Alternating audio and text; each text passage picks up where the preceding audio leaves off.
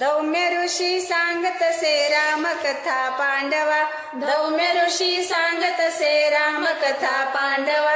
राम संगे जानकी नांदताना काननी, राम संगे जानकी नांदताना काननी. सोनियाचा सांबर आला तिच्या अंगणी, सोनियाचा सांबर आला तिच्या अंगणी. धौम्य ऋषी सांगत से रामकथा पांडवा, धौम्य ऋषी सांगत से रामकथा पांडवा.